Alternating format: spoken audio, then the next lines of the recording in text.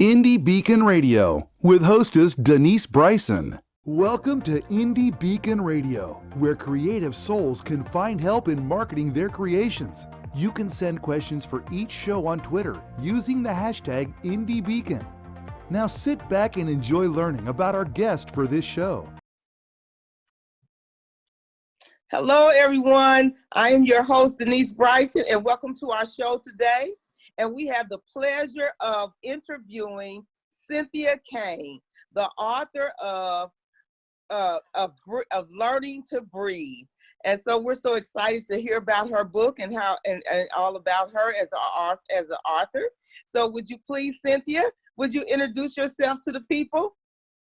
Hello, my name is Cynthia Bain, and I actually live in Placitas, New Mexico. That's between Santa Fe and Albuquerque in the Sandia Mountains.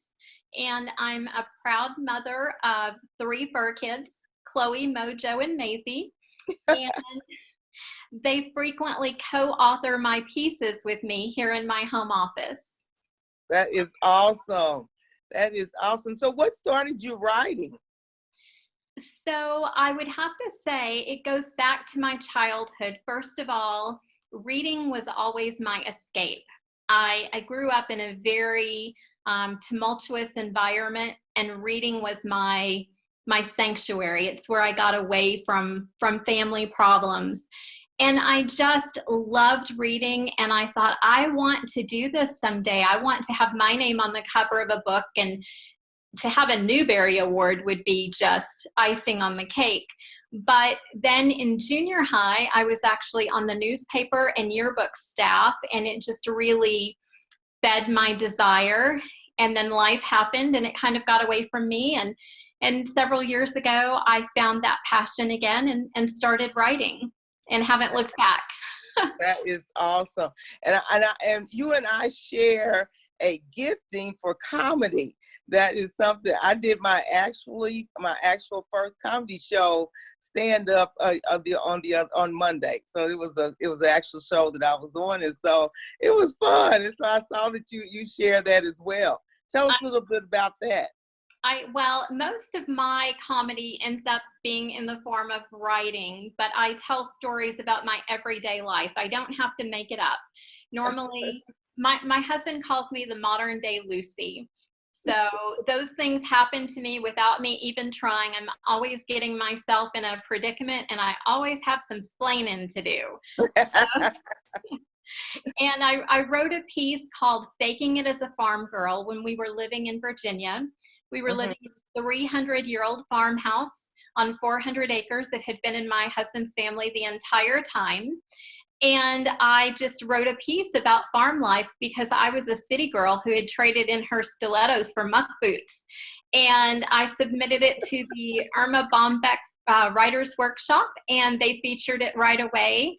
And so that's kind of where that started. That is awesome. Now tell us about Learning to Breathe. Tell us about the book. And I read some about it, and then I read some background on your story. So it's an awesome story. And so how much of it did you write it from a autobiography perspective or kind of a fiction perspective? How did you write the story? No, I did write it. It is very autobiographical. It is my story. It tells pretty much it's my life. It's my life from cover to cover. I grew up with a mother who suffered from mental illness. She tried to kill me on more than one occasion. Oh my. And people who know me and knew my story said, for one, we can't believe that you still have a smile on your face. How do you go on every day? And then others simply said, you need to tell your story because it could help so many other people. Exactly. Yes. Yes. I think it would help so many other people because there are so many people with a similar testimony as yours.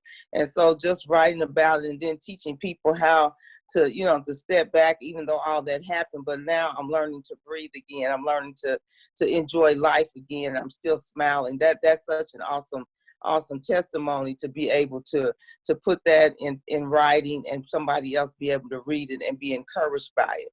I think they were right to tell you to do that. So thank you so much for doing so.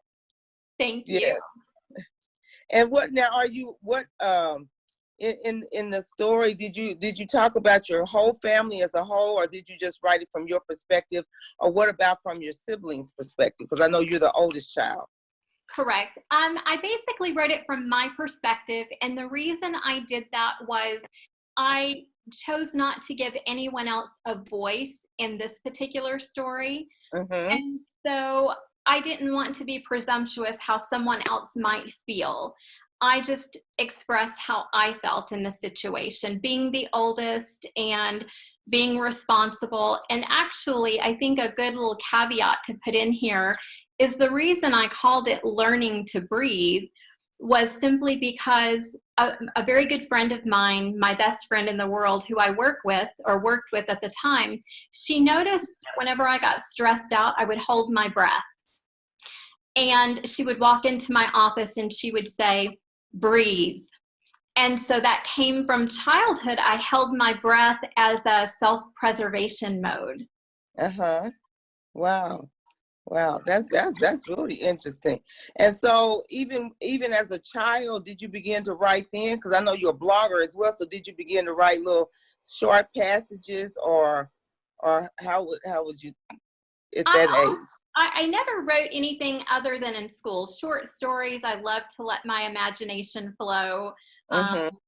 But I did not start blogging and writing professionally actually until my husband came into my life, and he said, this is your talent, this is your passion, this is your calling, you need to do this. So he has been my greatest cheerleader. That's awesome. So what would you share with somebody else who is just starting out and they have this passion and they're like, well, I don't know if I can do it. What would you share with them about that? About telling their story, not being fearful to tell their story? I would say, for one, we're all given a story, and that's part of why we're here, to share our struggles and to share our victories and our successes with others, to encourage, to motivate, to inspire. If we keep it to ourselves, we're not helping other people grow, and we're not challenging ourselves. Exactly. That is so true. Now what really was it just you wanting to tell your story that inspired you to write the book, or was there some other inspiration besides others telling you, oh, you need to write your story? What were some of the other, and what journey did it take you on as a writer, because you're reliving some things at that point? So what kind of journey did it take you on? So from a personal perspective, writing my story was very healing. It helped me to really deal with some issues that I had never dealt with before. And as I wrote the book, it really was a self-cleansing experience. I feel like once the book was done, I was free to write other things, lighter things. Mm-hmm. So, but I had to get past all of that almost to unlock my creative spirit, if that makes any sense at all. Yes, it does. And then too, I think sometimes, like you said, it was healing because you were able to get it out. Sometimes we have all that stuff and we still have it in us and we don't even realize that it's still affecting us. But once we are able to release it and get it out of our system, then it opens up a whole nother facet of life for us. Is that how you felt? Absolutely. I have a really good friend who often says, in regards to stressful situations, bless and release. Mm-hmm. And that was really very much what this book was. Blessing and releasing, letting it go, freeing myself for whatever else this world had to offer and I had to offer the world. And I think we lost her. No, I'm here. I'm here. So it really was, it was a journey. It was a painful journey at times because it's stuff that's so deep inside of you. But then again, when I saw it in print and I saw it before me, it just felt like the journey was over. At least that part of the journey was over. Mm-hmm. like burdens have been lifted. Yes, exactly. That's a great way of putting it. Hmm. That's amazing. And how do you feel like, I know I read in your bio that you said that how that your childhood really began, it kind of carried over into your adult life. Do you feel like after after writing the book that has changed a lot, that you have been able to, because of the release, that now you're a different person as an adult than you were before you wrote the book? 100%. And on that topic, so I choose to remain a child at heart. I never want to grow old. but I found a happy child spirit inside of me now. And a lot of people, by the time they're 40, I feel like, or I used to feel like, they have life all figured out. And for me, I kind of felt like life began at 40, like, okay, this is all behind me, so now what? Now where can I go from this? But yes, absolutely. I'm a different version of myself. I'm a happier version of myself than I've ever been. That's amazing. And you're right. A lot of people think, it seems like they're 40, when they turn 40, that they're doing, but I'm like you, I was just getting started. I'm just revving up. After 40. Yes. The best is yet to come. The best is yet to come. And where else did this journey take you on in writing? What other aspects of life began to be more fulfilled as you wrote the book? I felt more self-secure. My relationships started to be more solid. I did not feel fearful.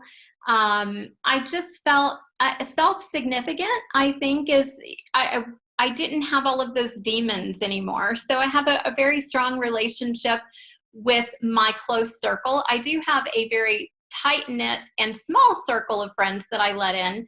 I think trust has always been an issue that I still work on today, because when you feel like you're growing up and you can't trust, I think that that's something that may stick with you for a long time. Yes. It's something you consciously have to work on. Now, what about, I know you said that you're a Christian and you developed a different relationship with God. And so could you tell us briefly about that? And then we're going to go see what our sponsors are talking about in just a minute here. So absolutely. The more I searched for myself, the more I found God. And he is everything. He's at the core of me, and he has always been with me. I've never been alone. That's right. And that's the thing I think a lot of people don't understand. When you have God in your life, you're never alone, regardless of how it feels sometimes. He is always there. And that's the awesome thing about it. He's always there and guiding us through it. Even in the bad times, he was there then too. And so that's how we survive. Sometimes we don't realize that, but that's how we survive. So we're going to take a short break and we will be right back. We're going to hear something from our wonderful sponsors, and we will be back here on Indie Beacon Radio. The 5th Annual Authors Marketing Event is coming to Granbury, Texas, July 24th through the 27th. Join us and learn from the professionals how to properly market and sell yourself and your books. Go to ame.authorsmarketingguild.com for all the details. That's ame.authorsmarketingguild.com. I'm Rox Berkey. And I'm Charles Brakefield. We're award-winning co-authors Brakefield and Berkey of the Enigma book series. There are 10 books in the series, with book number 11 planned for release in January 2020. Each story has a central technology focus ranging from identity theft to cryptocurrency and now AI wars. These adult techno thrillers pit cyber good guys against cyber thugs across the darknet. In our world, technology is today's weapon of choice. You can enjoy ebook format, paper, or Audible. We want your feedback.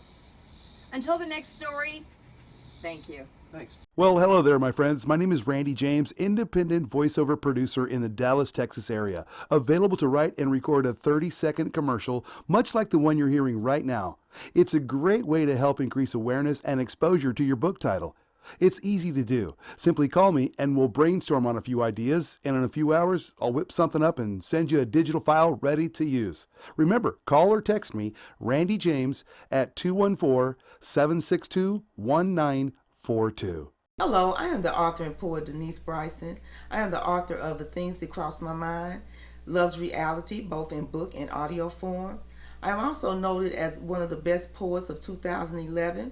I have two new projects coming up. One is the Blinky series, where Blinky tells us all about our coins and our bills for our children. I also have a book coming out called Say Ye. It's quotes from Denise Bryson, just inspirational and that will help you along the way. Welcome back to Indie Beacon Radio. Don't forget to like us, follow us, or subscribe to one of our many channels. Now, here is your host for today's show. Well, welcome back to our radio show. We are back here with the wonderful author Cynthia Bain, the author of Learning to Breathe. And so we are back here on our show. We just heard from our wonderful sponsors. Now, Cynthia, what other things? I know you are a coach as well as a blogger. Tell us a little bit about that. I do some master life coaching. However, I'm very selective with my clients. The reason I say that is I don't want to listen to someone in a coaching session that's not willing to change. We all have to be responsible for our lives, and we have to be willing to make the change. And so in the beginning, when I first started coaching, I had several clients who every week they told me the same thing, and there was never any change, but they didn't want to change. And that's another big part of my writing, is inspiring, encouraging, uplifting, and challenging people to move beyond complacency. We can so easily fall into a rut where we're not improving ourselves. And I just feel like we owe it to ourselves, and we owe it to everyone else in the world to be the best that we can be. Yes. And so and with your writing, will you continue like using that same genre in your future books that are coming? I will, actually. So I'm in the process of writing another book now. And I always end up having that positive spin on whatever the situation is, because no matter what the situation is, your thoughts are the one thing that you can control. Yes. And I think that is essential in everything that we do, and that is choosing to have the best thoughts about the situation. And so in my writing, one of the things that I've experienced, you know, a lot of times when you throw a rock out and there's a ripple in the water, when you're writing, you don't always get to see where that ripple happens. And so I'm always so blessed when I get a personal message from somebody who's read something that I've written, and they say, this really impacted me at this point. And so for me to continue to make a difference to even one person is reason enough to keep doing exactly what I do. Exactly. That's an awesome way of thinking about it, because you're so right. Because I mean, it's very impactful. And so I just think when you write about, sometimes when you're transparent and you write about things in transparency, and then people can really identify with that because it's a real life story. And so that's what makes the difference. And I think that's what will help people to come to grab hold, you know, to want to grab hold of what you're saying and then move forward. I think that's how that's really a good way of thinking about it. And so that's really good. So then in your next book, is there a book that you will have to do some research on, or is it just something that you're writing from another life experience? No, it definitely has involved much research, hours and hours and months of research. I'm writing on the topic of loneliness. So many people, and I'll give you just a brief insight. So many people think loneliness is a negative, but I've experienced, I call myself the original lonely girl. I have been lonely for most of my life. And then I woke up one morning and I wasn't lonely anymore, but I was still alone. And what I had learned was how to connect to myself at a deeper level. And so I'm writing about the benefits of loneliness. Oh, that's good. Yeah, because I don't think people sometimes connect that loneliness and being alone is two different things.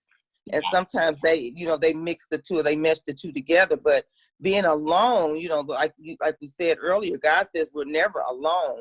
But you can be in a place of loneliness without being alone. And so that's the thing. But people have to really understand the differences of those two and be able to understand that sometimes being in a place of loneliness is really good, because you can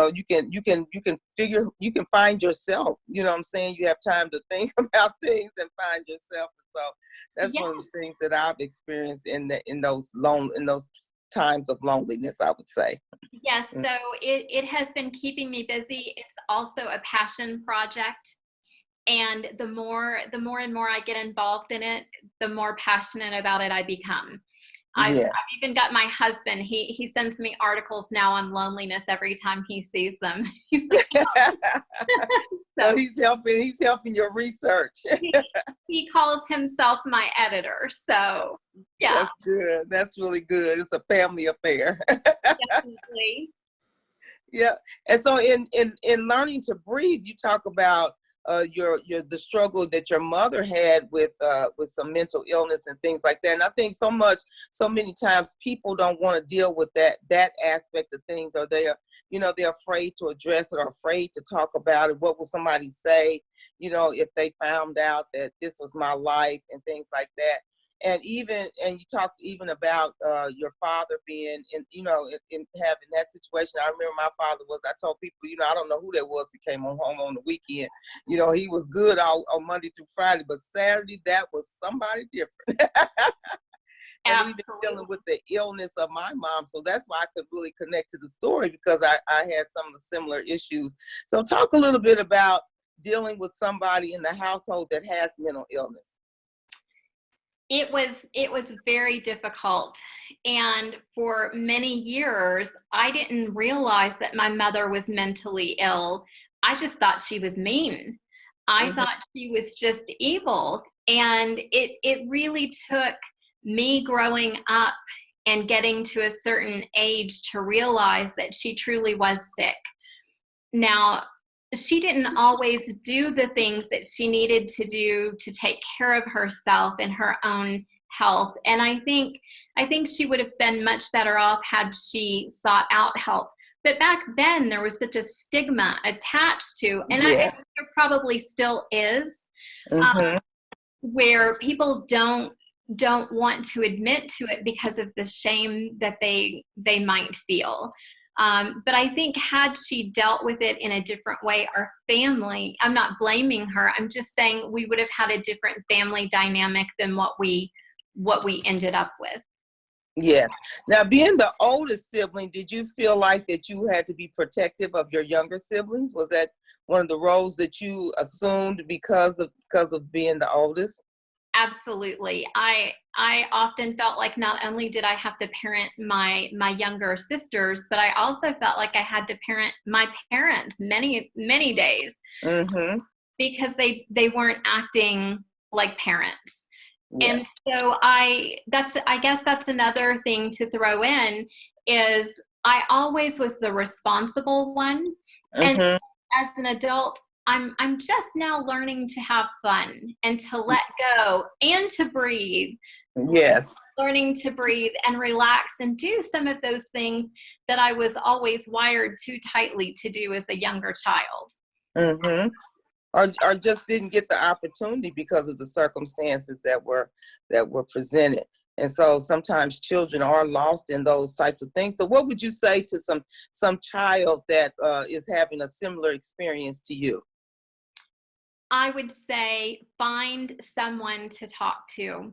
If I always felt like I had no one to talk to, like I had to keep this dark secret.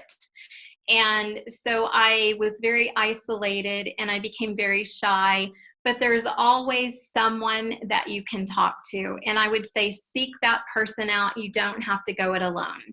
Right. That's awesome. That's good. That's good information, because you'd be surprised how many young people are going through those same similar situations, and they have no idea what to do. And it takes somebody telling their story for them to be able to say, oh, if I could have just had somebody like to talk to, if I could have read this 10 years ago, how would life be so much better? So thank you for writing the story. Thank you for writing that up. So we got another break coming, and so we're gonna come right back and see what our sponsors have to say, and we'll be back in just a minute, back on Indie Beacon Radio with Cynthia Bain, the author of Learning to Breathe. Thank you for watching or listening to Indie Beacon Radio. Our sponsor, IndieLector.store, is the only bookstore that pays authors their fair share for book sales. Help authors to succeed and enjoy a great book by supporting them at IndieLector.store. Enjoy a 10% discount with coupon code SHOPPER20 at IndieLector.store. Coupon valid until December 31st, 2020. That's IndieLector.store, coupon code SHOPPER20.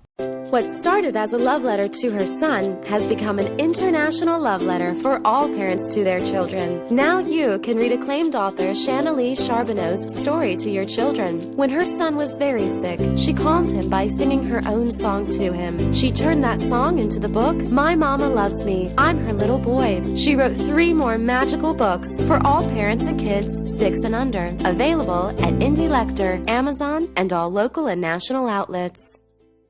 We Fiction is a fun, fast-paced writing contest for any author team to create a book based on what readers submit for plot, characters, locations, and even plot twists. Learn more about this unique contest at wefiction.dearindie.org. Authors Marketing Guild is a membership-owned organization designed to help authors succeed and learn how to better market and sell themselves and their books. Join us at authorsmarketingguild.com and receive so many benefits you'll wonder why you didn't join sooner. That's authorsmarketingguild.com. Welcome back to Indie Beacon Radio. Don't forget to like us, follow us, or subscribe to one of our many channels. Now, here is your host for today's show. I can't see this for some reason, but anyway. Hello, everyone. We are back here on Indie Beacon Radio, and we are here with Cynthia Bain, the author of Learning to Breathe. Welcome back, Cynthia. Welcome back, audience. We thank you for joining us this evening for our radio show. So, Cynthia, tell us a little bit about what you have coming up next, and then we'll discuss where we can buy your book and where we can reach you on social media and those things. So, I do have a new book in the works. Mm-hmm. It's not officially titled yet. I'm hoping to have that out within the next 5 months. The subject is loneliness. Mm-hmm.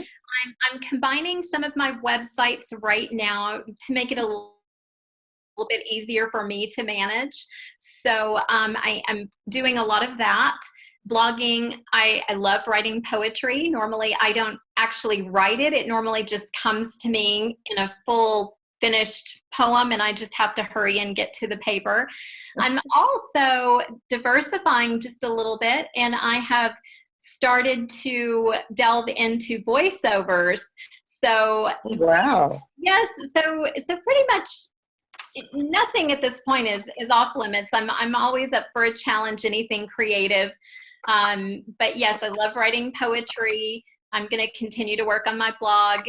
I would love to do a series of children's books based on my fur kits. They keep me laughing all the time. They always have a story every single day. So I think a series of children's books is also in the works. Oh, that's awesome. Now, where can we reach you at on social media? So I'm most active currently on Facebook, and my Facebook name is Cynthia Tucker Bain, Tucker with a T as in Tom, hyphen author. And that's where I normally post all of my blogs or links to everything that I'm doing.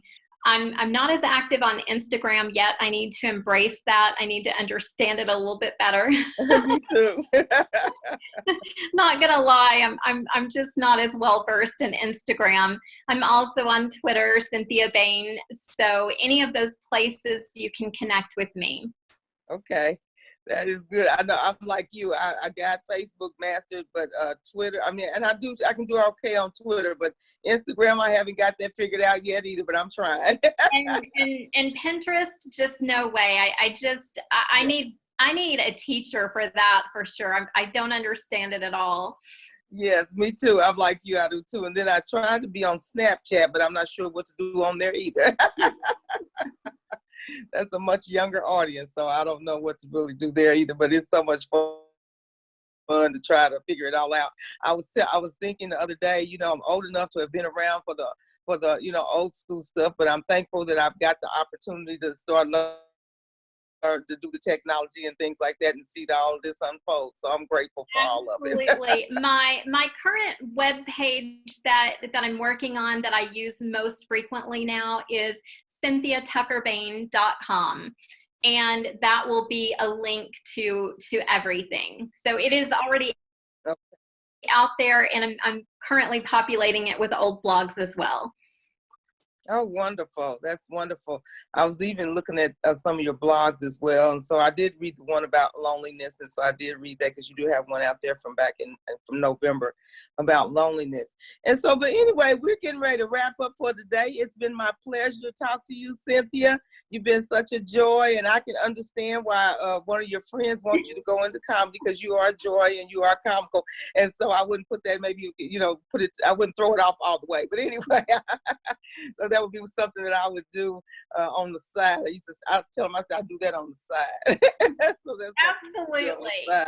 But thank you so much for answering our questions, and thank you so much for being here with us this evening. And I want everybody out there, please remember to support our authors. And so she is on Amazon as well as on her own website. And I'm quite sure she'll be on Indie Beacon soon, and all of those other things. And so make sure you support our authors, and then she'll probably be around at some book signings and some book shows and things like that. So if you hear she's coming, get her book, Learning to Breathe. If you've ever had to deal with some of the challenges that life will bring, this is a good read for you. You'll learn some things and how to navigate, and maybe how to embrace what's happening a little better than running from it or being angry about it. So those are some of the things we want you to know. But thank you so much for being with us today, and we have enjoyed talking to you. And I hope to see you at some of these other things we'll be at together as authors. Thank you so much. It's been my pleasure and my honor to be here. Thank you. Have a good day, and to everybody else, have a good night. Thank you. I've been your host, Denise Bryson. Thank you for listening to Indie Beacon Radio, where creative souls can find help in marketing their creations. To learn more about Indie Beacon services, to be a guest on the show, or to advertise on our show, please visit our website. Indie Beacon Radio with hostess Denise Bryson. Indie Beacon Radio is produced by B. Allen Bourgeois for Authors Marketing Guild LLC, copyright 2020. Voiceover by Randy James, Lydia Bello, and B. Allen Bourgeois. To be a sponsor of the show or for more information, please email us at info@authorsmarketingguild.com. To be interviewed for the show, please complete the form at radio.authorsmarketingguild.com. Music Always Rejoice by Ramcord